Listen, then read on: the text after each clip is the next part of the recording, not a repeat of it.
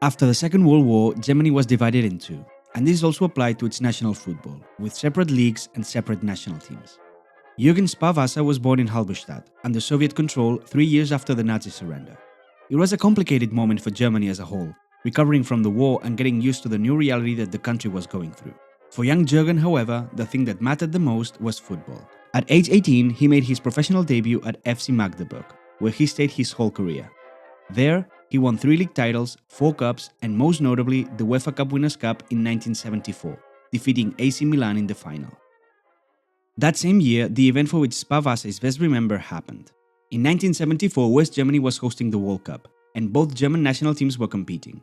For East Germany, it was their first and only time competing, a big difference from their Western counterpart. At that point, West Germany had already been world champions and runners-up, and were already established as a dominant force in international football. Both teams were joining the same group. After 2 games, East Germany won against Australia and drew with Chile, while West Germany won both of those games. The final game of the group would see both Germanys face off against each other in a very politically charged game. It was East versus West, but it was also all the ideas behind them that made the two countries so different.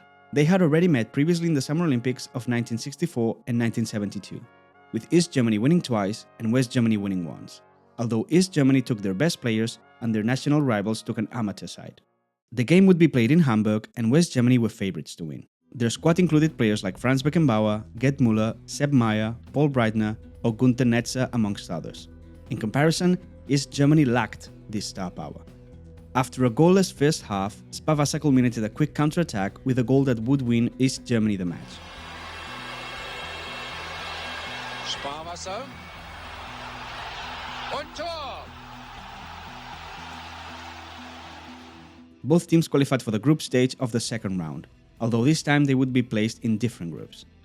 East Germany drew against Argentina and lost against Brazil and the Netherlands, ending their World Cup campaign. On the other hand, West Germany won against Yugoslavia, Sweden and Poland to secure their place in the final. There, they defeated the Netherlands to become world champions for the second time. The goal was given a lot of political importance and symbolized a communist victory over its Cold War enemies, but it has a weird legacy. Many stories arose from it, including one that said that Sparwasser was richly rewarded for it, although the player himself said that it was a lie. It is also said that the goal benefited both countries. West Germany because they avoided the Netherlands until the final, and East Germany because it reinforced their ideology. Some people thought that a dominant West German victory would affect the communist political conglomerate, but the actual result meant that the country's leaders had an excuse to do heavy propaganda thanks to a sporting event. Sparwasser said that their return to the country was met with a lukewarm reception, not as euphoric as some may have thought.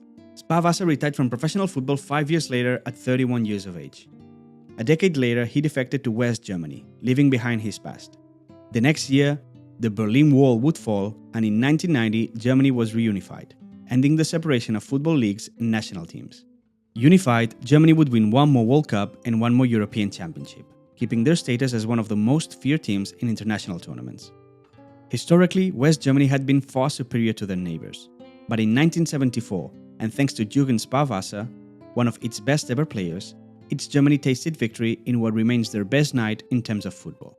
Despite this short glory, the national team would never again play in a World Cup until the reunification, and never qualified for the European Championship.